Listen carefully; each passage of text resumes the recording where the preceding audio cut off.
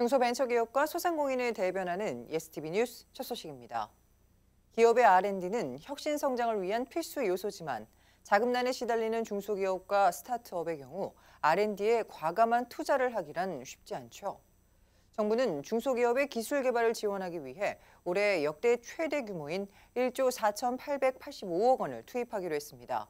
또 기존의 단기 소액 중심의 지원 체계에서 벗어나 지원 기간과 규모를 대폭 확대합니다. 양가희 기자가 보도합니다. 지금 보고 계시는 것은 협동 로봇입니다. 주변 상황과 사물을 인식해 사람들과 같은 공간에서 작업할 수 있는 로봇으로 중소기업이 만든 국내 최초의 협동 로봇입니다.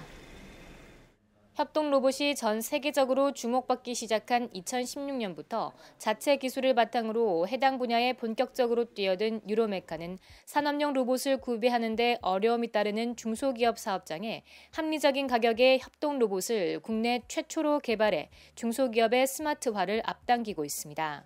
모든 키워드의 중심은 안전입니다. 외부의 충돌로 인한 충격을 감지를 하느냐, 굉장히 정밀한 로봇공학적인 지식을 사용해서 센서 없이도 그런 충돌을, 그다음에 충격을 감지할 수 있는 기술을 가지고 있었던 거죠. 보통 많이 쓰는데 그것이 없어도 그 기능이 된다는 관점에서 보시면 따라서 저가로 만들 수 있는 거죠. 전체 매출 중 약 30%를 R&D에 투자하고 있으며 2013년 창업 이래 중소벤처기업부의 기술개발 사업 등 정부의 다양한 R&D 지원 사업을 통해 기술 경쟁력을 높여왔습니다. 협동로봇을 출시할 당시에는 로봇 제어 기술밖에 없었거든요. 제어 기술만 가지고서 시장에서 살아남는 제품을 만드는 건 되게 힘들어요. 근데 저희가 한 3, 4년 동안 R&D 지원 사업을 진행하면서 저희만의 로봇도 만들고 제어기도 만들고 그다음에 제어 소프트웨어도 사용성을 높여가지고. 중소기업의 혁신 성장을 위해 R&D는 필수적 요소이지만 지난해 중소기업의 경우 R&D 투자를 축소한 것이 확대한 것보다 더 많은 것으로 나타났습니다.